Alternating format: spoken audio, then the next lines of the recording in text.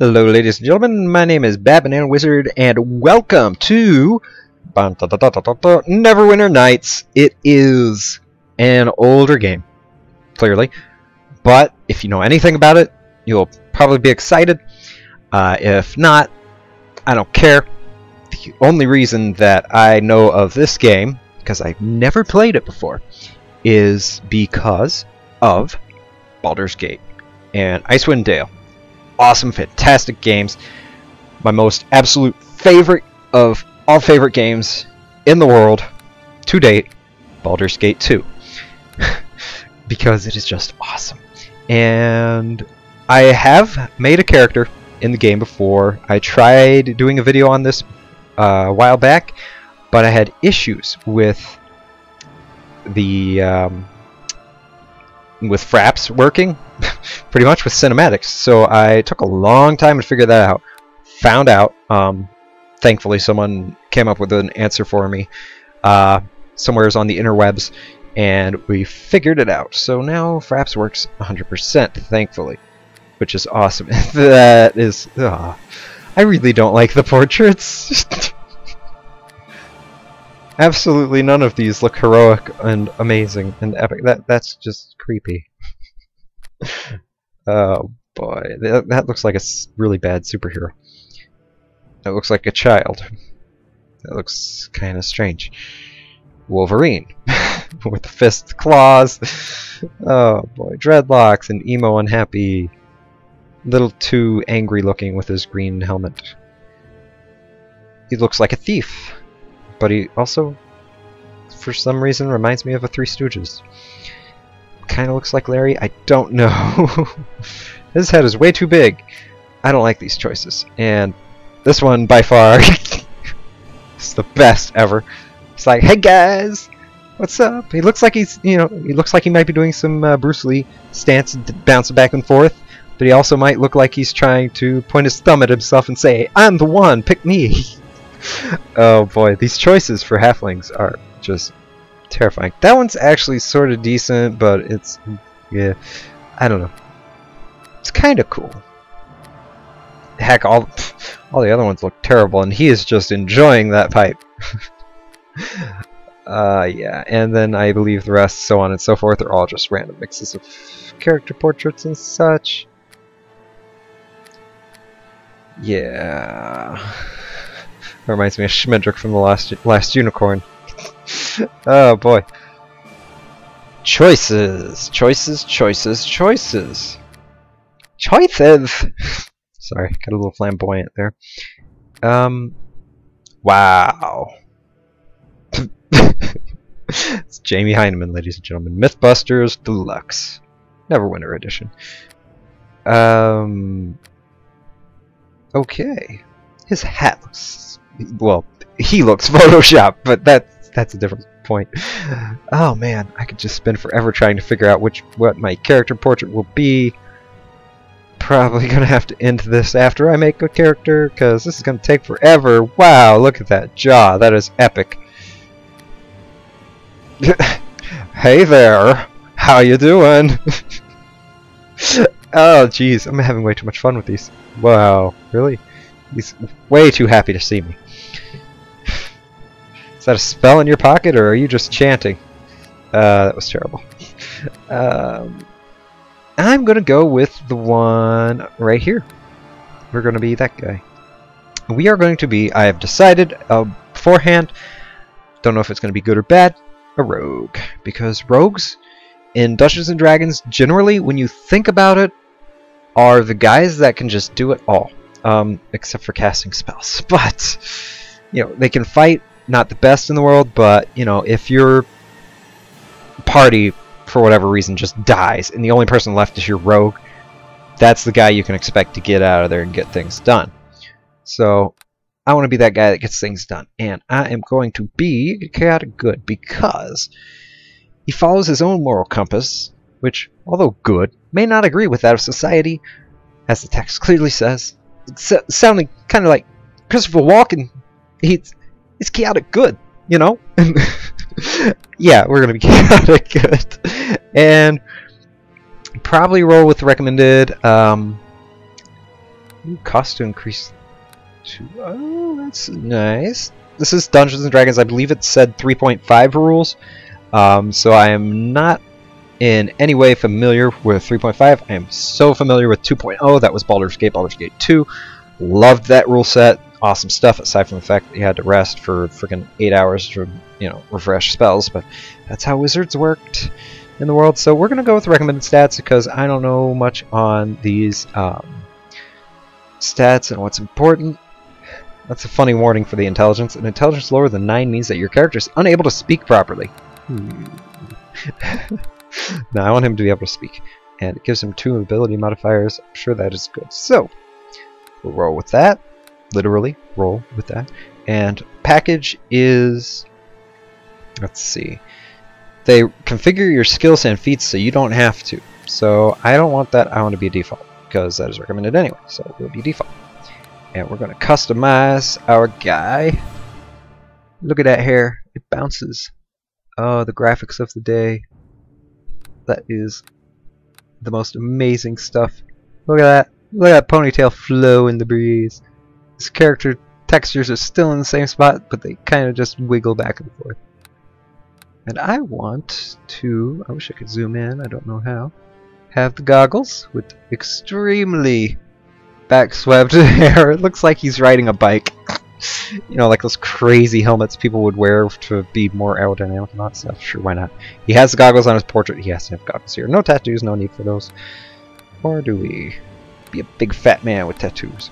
Not too much variety. Kind of back and forth, same stuff, so that's okay. But clothing. He is a thief. But not any ordinary thief. He will be a fabulous priest. Fabulous thief. So flabulous. Flabulous. And his skin color will be extremely strange. No. That was another issue I had with the game, was when I picked my color, there was only a quarter of these color choices, and every time I picked a color, he'd turn into chrome immediately. Like that, but darker. Kind of more like that, but not quite. So, yeah, it kind of screwed things up. That's what it was, right there. Flashy, crazy chrome. Not exactly what I want to run around looking at all the time while playing. So, we're going to go for halfling, kind of yellowy tint, not too yellow, because then it'll look a little weird like a banana. Don't want to be a banana. That's interesting. Kind of look at that.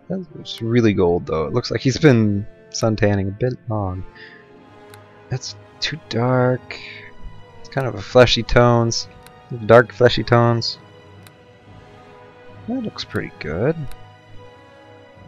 I can roll with that. Kind of goblin-y, but not quite. That's alright by me. Now his hair could be chrome. That would be fine by me. Super slick, chic, suave, debonair, or chromatic red. Or red to white. But, no, in the tradition, because there is a tradition, of Baldur's Gate games, and playing them, I have to go with the absolute most bright blue hair imaginable. Because that's what set my character apart from the others, was that he had the clearly obvious... Ooh, hey now. That's pretty good. I like the color on that. That's what set him apart, was he had the flashy hair that could be recognizable. That's pretty good too. There are some nice color choices. Yeah, the color choices expanded because I downloaded a patch of sorts. I'm not 100% sure. Ooh, Chrome. Exactly on if it was an official patch or what, but yeah, it definitely gave me more choices. That is so cool. But then this one's cool too. I like the darker blue, because that one's more of green. So I'm going to go with the darker blue, unless... Nope, that's black. And that's purple. I like this one. We will roll the dark blue. No tattoos, no need for colors. Ladies and gentlemen, welcome to... Attack! The most ridiculous voice I'd ever heard in any game, ever. But it's so funny. Could you imagine fighting and having him say all this is so good. Oh boy. No, we are going to go with something nicer. Once more into the breach, my friends. Not really, that's kind of stupid.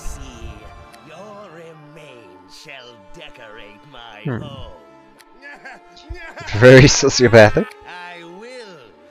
He's not quite that chaotic, so we're not going to go with that. Perhaps this one. Maybe. A little too boisterous. A little too feeble. Time to spill some blood. You're no match for me.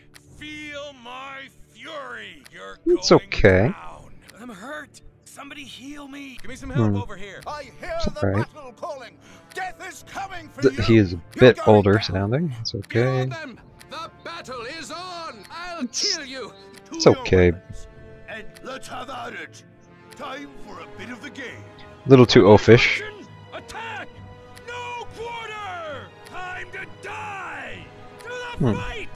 That sounds good, but it's a bit too dramatic for my guy and what his style is. A bit too violent. Give it up. I'll bust you good. He'll get to it. Little too mean-natured. This one's it. We're gonna do this one. I'm kidding. Strike at them. Attack. Let the earth take you. Perish as you should. By my will. I'm gonna go with... It's a dumb hero. Oh, it's like an orc. Yeah, like a bad orc. Swashbuckler. That's it for you. Take that. Have at thee. He's a bit... I'm in need of a healer's touch. a healer's touch. Assist me here. That's okay. It's a little silly, but that's fine. That'll suit him. That'll definitely suit him. So welcome to Neverwinter Nights with the story. North, the name given to the stark and unforgiving frontier that lies beyond the high moor of Faerun. A bleak wilderness where barbarian clans and tribes of giants roam the land, Rawr. and fierce dragons rule the skies. But amidst the frozen savagery stands a bastion of civilization, the city of Neverwinter, Jewel of the North. Jewel of the North. Behind the city's high walls, those both hardy and brave carve out an existence from this bleak land under the guidance and protection of the legendary hero, Lord Nasher Alagondar. Yet there are some things Such a that fancy all the name. courage in the world cannot stand against. Indeed. A virulent plague swept the city, a terrible affliction that began in the beggar's nest. Soon, all of Neverwinter would feel the touch of course the it was starting wailing the beggar's death. nest. Why would anyone suspect anything coming from The disease where the peasants could are? not be cured. Panic ensued. The streets erupted into violence. The Jewel of the North was brought to its knees. To save Neverwinter, Lady Aribeth de Tilmarand, Paladin of Tyr, Sits that a little and weird. Lord Nasher's Tilmarand. right hand put forth the call for a champion. A rush of would-be heroes answered her call, some drawn by promises of grandeur and glory, others Gold. by the lure of Delicious gold. gold. Those with the greatest potential were initiated into the academy to train and study under the greatest minds of Neverwinter, all in the hopes a champion might emerge to save the city from the wailing death. Not sure And whatever their logic behind sinister it, but force might be that's behind fine it. by me. I think he did it. He did it. He had to have done it. He did it. Totally did it. Red-handed. Ta-da! And welcome to the most epic adventure you will ever have in your entire life. I'm just kidding. I have no idea if it's going to be that good or not. But there's our guy. Oh, I forgot to name him. Crap. That's okay. He'll be Boim Jert. That's probably a better name than I could have thought of anyway. Welcome to the world of Neverwinter, Boim Jert. Boim Jert! Cousin of Swedish chef himself. Or the son of Swedish chef. Comes out... oh boy. Comes out of Swedish chef's wife's womb and he says, Boim Jert! Doctors ask him, what's his name? Oh, that's... of course, that had to be his name. Then the rest of his life, Swedish chef regrets jumping so quickly to saying bonjour in French about his son. For now his son's name is Boim Jert. We will end it here, because this is the beginning and such and things, and I don't know much of what I'm doing, but we will get involved into that next time. Thank you very much for watching so far, and involving yourself in the story and the character creation and the Boim Jert. So I will say Boim Jert to you, and good evening, or whatever the heck I'm saying, just I'm end it now. Go. Bye-bye. Thank you for watching. See you next time.